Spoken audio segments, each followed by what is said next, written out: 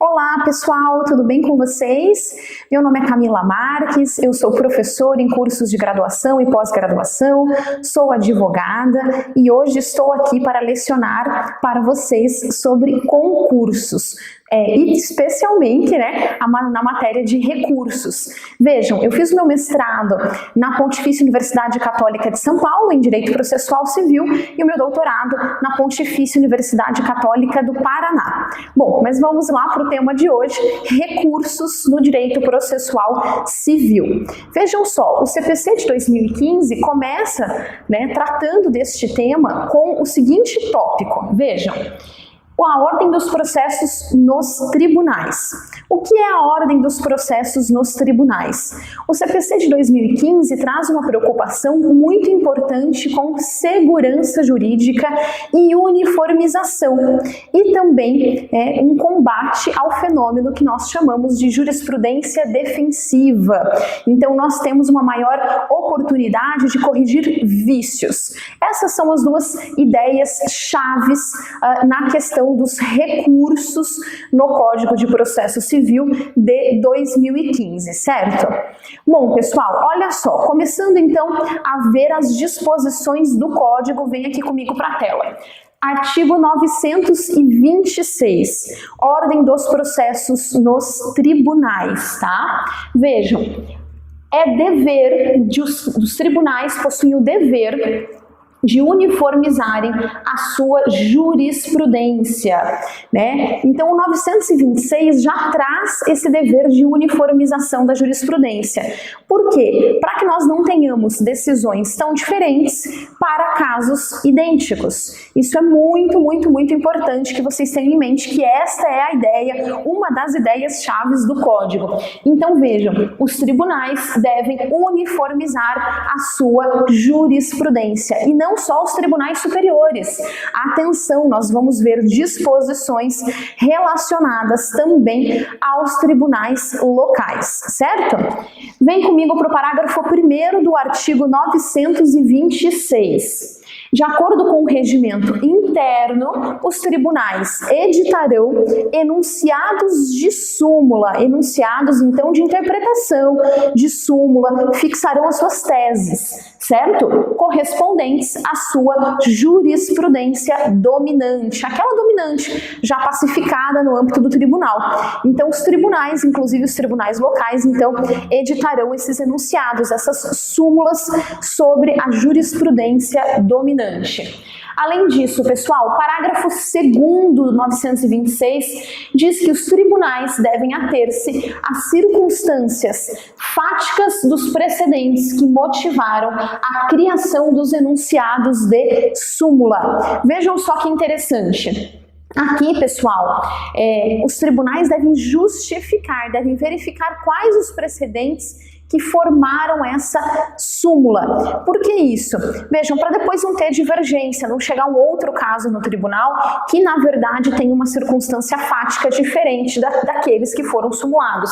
Então, aqui, os tribunais devem ter um cuidado ao selecionar os precedentes, então, que formam essa súmula, esse entendimento que será sumulado, certo? Então, aqui, regra básica para vocês, serem aprovados é terem em mente este foco, que o foco do CPC de 2015 é trazer segurança jurídica, é trazer esse dever de os tribunais, inclusive os tribunais locais, uniformizarem a sua jurisprudência. Certo, pessoal? E olha só, artigo 927. Os juízes e os tribunais observarão, inciso 1º, pessoal, as decisões do STF em controle concentrado de constitucionalidade. Então, é claro, para dar maior uniformidade para o julgamento e para que depois não se tenham outros recursos e se chegue ao STF tenha que se mudar, essa decisão tenha que ser reformada para que isso não não aconteça, é claro, os tribunais devem então observar as decisões em sede de controle concentrado. Vocês lembram que é controle concentrado de constitucionalidade, certo? Aquele que se inicia lá no STF, daqueles entes legitimados constitucionalmente. Lembram? A gente não está falando aqui do controle difuso, que é aquele que cada juiz faz ao analisar o caso concreto, certo? Beleza? Inciso 2º, os juízes e os tribunais observarão os enunciados de súmula vinculante. É claro, né, pessoal? Isso para dar uniformidade de julgamento, certo? Inciso 3º, os acórdãos em incidente de assunção de competência ou de resolução de demandas repetitivas e em julgamento de recursos extraordinário e especial repetitivos. Ou seja, quando um recurso especial ou um recurso extraordinário é afetado como paradigma para ser julgado e depois essa decisão vai ser aplicável a todos os demais recursos idênticos, né? Isso é um procedimento previsto no Código de Processo Civil de 2015 e este procedimento, né, que nós veremos mais daqui a pouco na nossa última aula sobre recursos, esse procedimento, né, que traz uma maior segurança jurídica e uniformização também para a jurisprudência, enfim, de casos que são idênticos, daqueles casos que chamam de multiplicidade no tribunal. Vejam, as decisões proferidas em sede de julgamento de recursos extraordinário e especial repetitivos devem ser obedecidas pelos juízes e pelos tribunais, certo? E além disso, como é citado no inciso 3º também, da mesma forma as decisões proferidas em incidente de assunção de competência e também, né, em incidente de resolução de demandas repetitivas. Mas não se preocupem com isso agora, porque nós veremos cada um desses incidentes e também veremos o rito dos recursos repetitivos, especial, extraordinário, repetitivos, e vocês já vão entender melhor. Vejam, pessoal, então juízes e tribunais observarão decisões do STF em controle concentrado, enunciados de súmula vinculante também, acórdãos em incidente de assunção de competência ou de resolução de demandas repetitivas e em julgamento de recursos especial, né, ou extraordinário repetitivos, certo? E além disso, inciso 4º, os enunciados de súmula do STF em matéria constitucional e do STJ em matéria infraconstitucional. Inciso 5º, a orientação do plenário ou do órgão especial aos quais estiverem vinculados, certo? E aqui, pessoal, muito importante, além de toda essa previsão deste dispositivo, para que os juízes em primeiro grau e os tribunais sigam, né, toda essa jurisprudência que dominante, os enunciados de súmula, as decisões em controle concentrado, as decisões de repetitivos, além de toda essa orientação para que os juízes em primeiro grau e os tribunais locais sigam essas determinações, essas orientações de jurisprudência já dominante para trazer maior segurança jurídica, é importante lembrar aqui que todas essas decisões devem ser fundamentadas. Vejam, olha só, e esse reforço não foi à toa. Os juízes e os tribunais observarão o disposto no artigo 10 e no artigo 489, parágrafo 1º, quando decidirem com fundamento neste artigo. E por que eu grifei aqui para vocês o 489, parágrafo 1º? Para lembrar algo que vocês já viram em direito processual civil, pessoal. Fundamentação das decisões. Ah, professora, mas a gente já sabe que tem que fundamentar as decisões, que os juízes devem fundamentar as decisões. Ok, só que aqui no 489, parágrafo 1º, o Código trouxe uma fundamentação diferente, uma exigência maior de fundamentação. Então, é claro, o dever de fundamentação das decisões no Estado Democrático de Direito, isso já era previsto na Constituição, isso nós já tínhamos também previsões do Código. Mas vejam que importante isso, pessoal.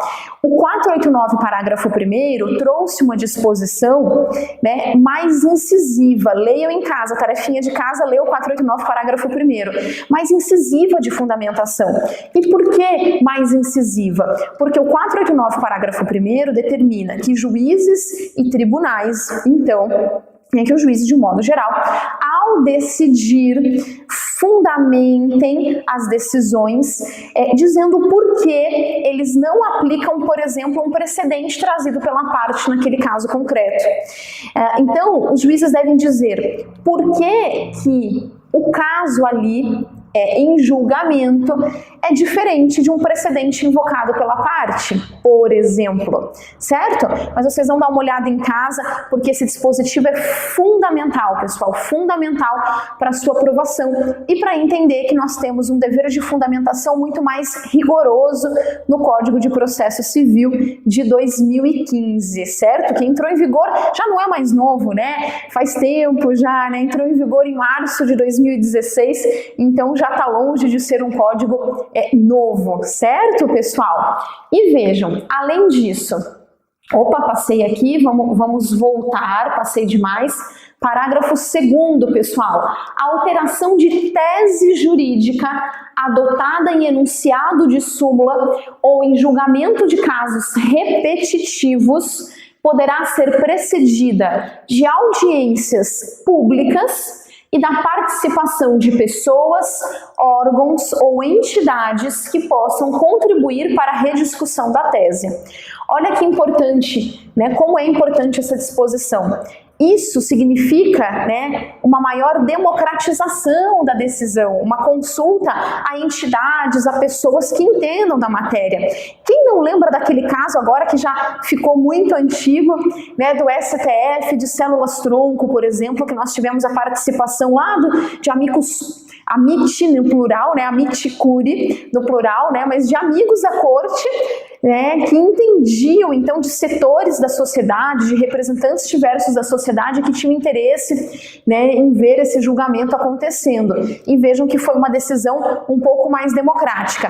Aqui é algo mais ou menos parecido com o amicus curiae do 138. Por que é mais ou menos parecido? Porque também é um instrumento, né, de consulta à população na hora de decidir, mas claro, consulta aquelas entidades, aquelas pessoas que possam contribuir para a discussão da tese, porque sabemos, né, no direito a gente nem sempre discute só teses jurídicas propriamente ditas, né? Muitas vezes os casos que estão sendo postos em julgamento envolvem outras áreas, como esse que eu citei das células-tronco para vocês não esquecerem, né? Envolve pesquisa, enfim. Tá certo, pessoal? Então vejam que esse dispositivo, esse parágrafo 2º é importante porque ele traz essa previsão, então, de que quando a tese é alterada, deve-se, né, consultar, então, as entidades, os órgãos, as pessoas da sociedade, de modo geral, que não vão ter um interesse particular na causa, mas é um interesse social, amplo, público, né, e vão poder contribuir com a rediscussão dessa tese jurídica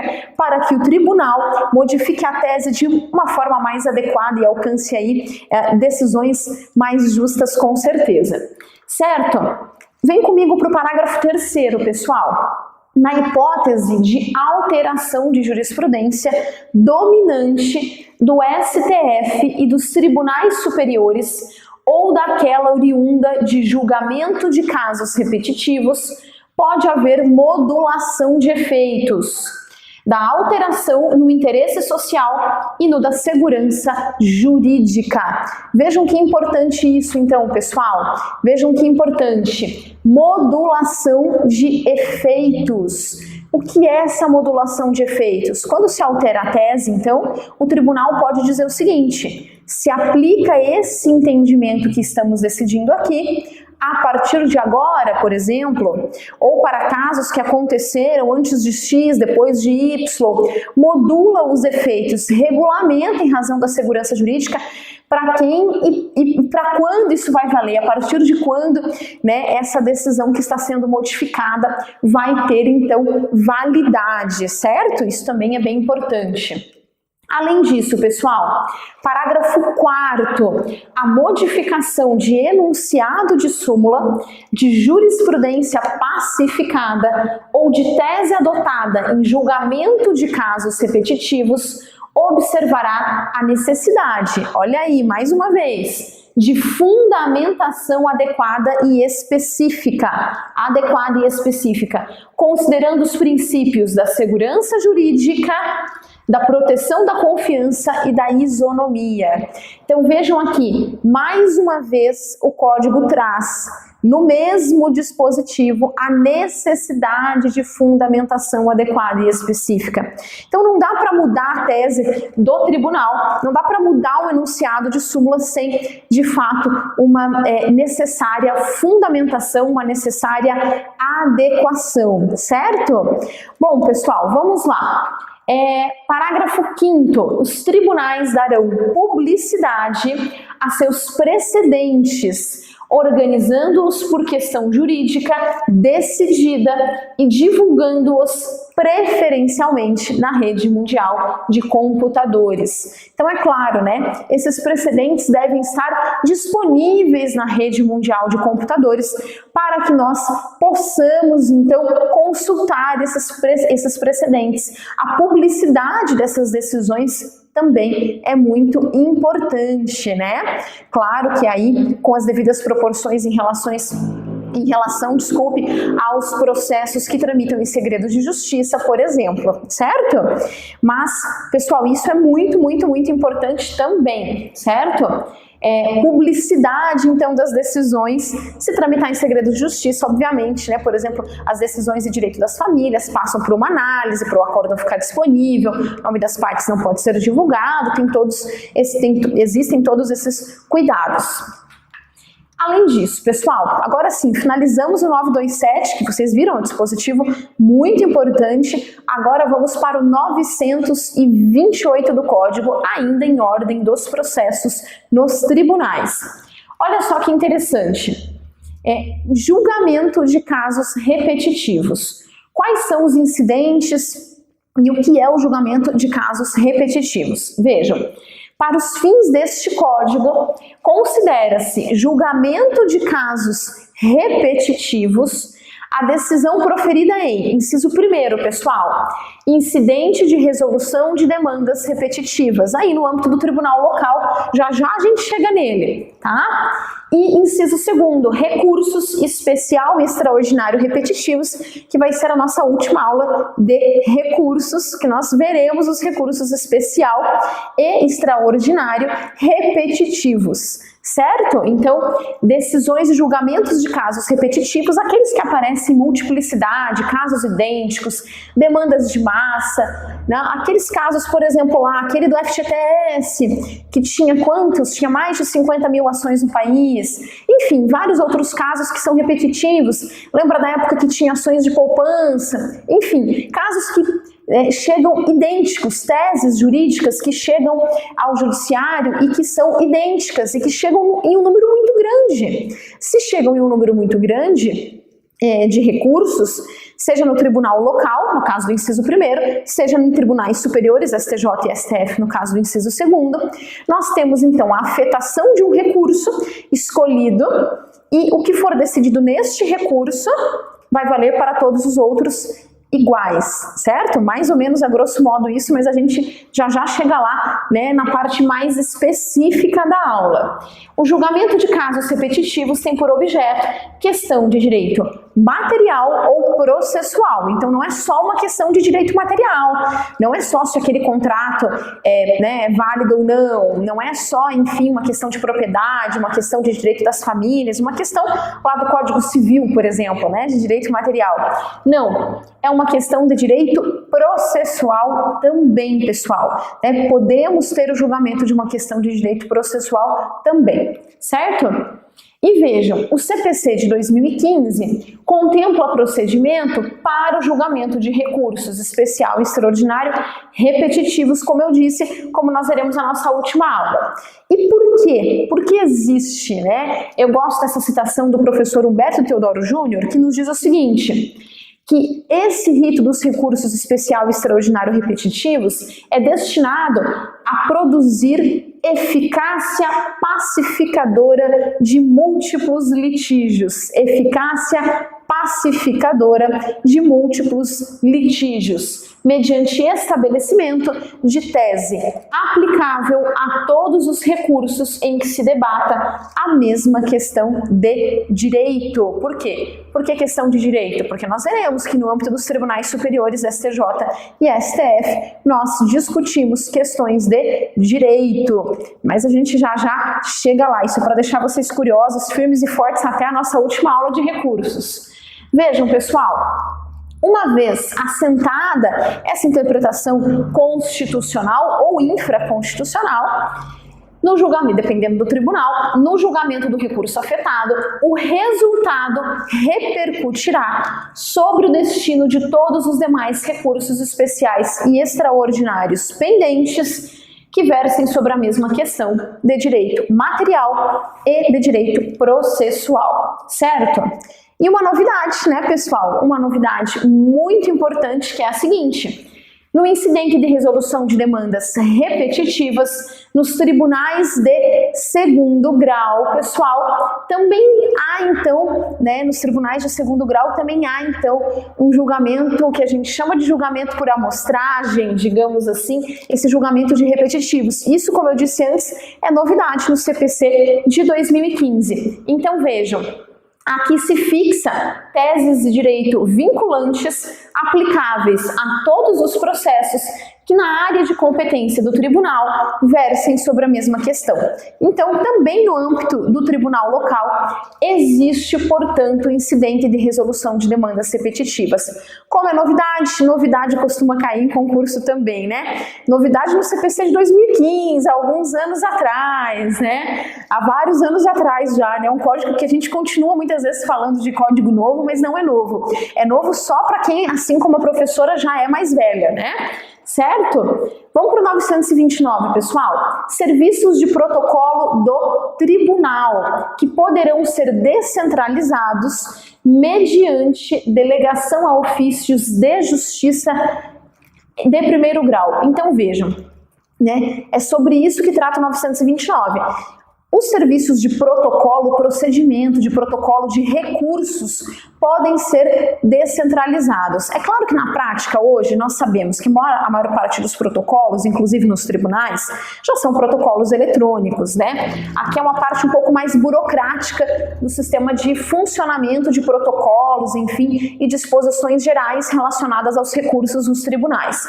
Mas vejam, apesar de ter muita coisa eletrônica, existem ainda processos físicos. E o código nos diz, no artigo 929, o seguinte: que esses serviços de protocolo, esses serviços que nós precisamos do tribunal, eles podem, dependendo das resoluções do tribunal local e do seu regimento interno, eles podem ser descentralizados. Então, por exemplo, existe a chance de alguém que está lá no interior de algum estado protocolar em primeiro grau, né? Porque no fórum, e esse recurso vai ser levado, então, para o tribunal. Então, vejam que existe essa possibilidade de delegação para alguns atos para facilitar também a vida dos advogados que estão lá no interior e não na capital, certo? Mas isso também, esse raciocínio também é muito válido para o processo físico, né? Mas em muitos locais sabemos que ainda temos processos físicos. O protocolo deve ocorrer na data do recebimento, sob pena de prejudicar os interessados. Então, é claro, o servidor recebe o protocolo, recebi aqui o protocolo, eu não posso, então, se sou servidora, não posso, então, deixar para fazer esse protocolo em outro dia, porque eu prejudico a pessoa que está contando que protocolou no prazo. Então, eu tenho que receber, né, e já protocolar, distribuir o recurso, no caso do agravo, enfim. Mas depois também a gente vê, né, o tipo de protocolo em cada um dos recursos especificamente. Além disso, o 930, pessoal, far-se-á a distribuição de acordo com o regimento interno do tribunal, observando-se a alternatividade, o sorteio eletrônico e a publicidade. O primeiro recurso protocolado no tribunal tornará prevento o relator para eventual recurso subsequente interposto no mesmo processo ou em processo conexo. Então vejam, pessoal, aqui é importante né? Aqui é a prevenção no tribunal. Como um relator, então, se torna prevento para o julgamento? Vejam, se eu protocolo um agravo, vou dar um exemplo aqui para ficar mais fácil, se eu protocolo um agravo de instrumento, né, lá numa das hipóteses do 1015, nós veremos logo agravo de instrumento, se eu protocolo um agravo de instrumento, né, que está lá cabível nas hipóteses do 1015, e vejam, já vai, né, contra uma decisão interlocutória proferida no decorrer do processo em primeiro grau, vejam que eu vou protocolar esse recurso direto no tribunal e um relator vai ser designado para esse recurso, vai ser distribuído por sorteio conforme o caput do 930, alternatividade, sorteio eletrônico, enfim. Ok, este relator se torna prevento. Então, quando eu protocolar uma apelação da sentença lá no futuro, quando sai sentença e eu protocolo uma apelação dessa sentença, é claro que este relator é que vai, então, julgar este recurso, este mesmo relator, porque ele se tornou, então, prevento, certo? E claro que também é importante analisar as regras de cada um dos tribunais. Mas para o concurso, né, eventuais concursos, é importante saber o que diz a lei federal, o Código de Processo Civil de 2015, que estamos vendo aqui no caso, certo? Então, vamos lá, pessoal. 931. Distribuídos os autos, serão imediatamente conclusos ao relator, que em 30 dias depois de elaborar o voto, restituí-los-á com relatório à secretaria.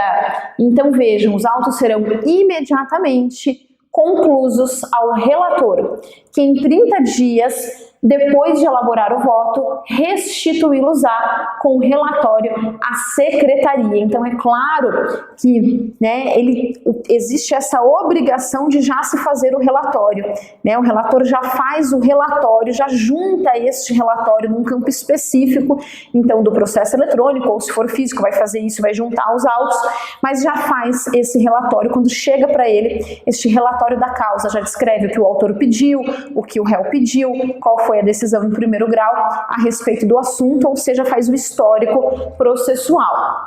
E vejam, pessoal, o relatório oral não obedece à regra do 931. Relatório oral não obedece à regra, mas não é nulo porque alcança a sua finalidade. Claro que existe a previsão no código desse relatório escrito, se ele for feito oralmente, ele não obedece o 931, mas claro, ele não vai ser declarado nulo porque acaba por alcançar a sua finalidade do ato processual, né?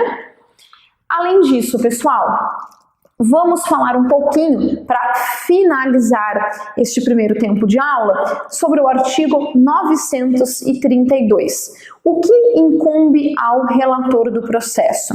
Que tipo de decisão incumbe ao relator do processo? Vejam, dirigir e ordenar o processo no tribunal, então aquele desembargador que foi ali por distribuição, por sorteio, designado como relator do seu processo, né? Vejam, né, o que ele faz? Ele ordena uma série de coisas e ele também, né, profere a decisão, e existem alguns casos nos quais ele pode proferir a decisão monocrática, por exemplo, se o seu recurso é manifestamente improcedente, manifestamente e claramente contrário a uma súmula, ele já pode, né, indeferir o teu recurso, então, com uma decisão monocrática, e ele não leva à mesa para, então, ser julgado, né, pelo colegiado, tá? Então, aqui, esse artigo é fundamental. Ele é mencionado depois em outros dispositivos que nós veremos, que fazem menção a ele quando tratam dessa decisão do relator, certo? Então, vejam, 932. Incumbe ao relator dirigir e ordenar o processo no tribunal, inclusive em relação à produção de prova, bem como, quando for o caso, homologar autocomposição, acordo entre as partes.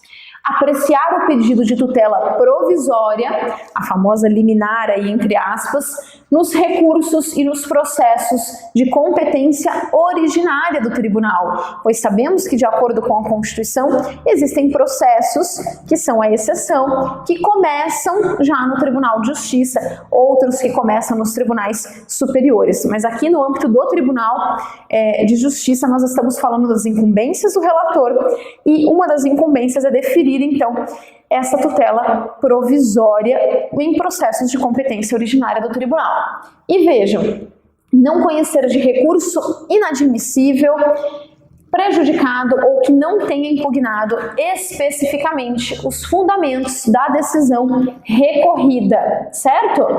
E negar provimento a recurso que for contrário à súmula do STF ou do STJ ou então do próprio tribunal, né? Certo? E negar provimento a recurso que for contrário a acórdão proferido pelo STF ou pelo STJ em julgamento de recursos repetitivos e negar provimento a recurso que for contrário a entendimento firmado em incidente de resolução de demandas repetitivas ou de assunção de competência. Opa, passei demais aqui. Vamos lá, voltando. Vejam, inciso 5º, depois de facultada a apresentação de contrarrazões, cabe também ao relator, né, depois da parte contrária apresentar contrarrazões, dar provimento ao recurso se a decisão recorrida for contrária à súmula do STF, do STJ ou do próprio tribunal, ou contrária, a decisão recorrida for contrária a acórdão proferido por esses tribunais superiores em casos de julgamento de recursos repetitivos, ou contrária a entendimento firmado em incidente de resolução de demandas repetitivas ou de assunção de competência. Então vejam, cabe ao relator verificar se o recurso não é ou não é manifestamente improcedente. O que é um recurso manifestamente improcedente? Contrário aos entendimentos já fixados em súmulas ou em julgamentos de recursos repetitivos. E se for ao contrário, a decisão recorrida é contrária a esses entendimentos firmados em repetitivos e em súmulas. Aí é diferente, aí ele dá provimento de cara já para o recurso, certo? Pessoal, além disso, decidir o incidente de desconsideração da personalidade jurídica quando este for instaurado originariamente perante o tribunal. Incidente de desconsideração da personalidade jurídica, quando então se desconsidera a personalidade jurídica para se atingir o patrimônio da pessoa física, ou se faz a desconsideração inversa. Isso está lá na parte de intervenção de terceiros, deem uma olhada também. Determinar a intimação do Ministério Público quando for o caso, porque em segundo grau o Ministério Público também se manifesta no tribunal, principalmente, aí tem os casos de intervenção do Ministério Público de ações cíveis que possuem ali interesses coletivos ou de incapazes, como nós sabemos, exercer outras atribuições estabelecidas no regimento interno do tribunal.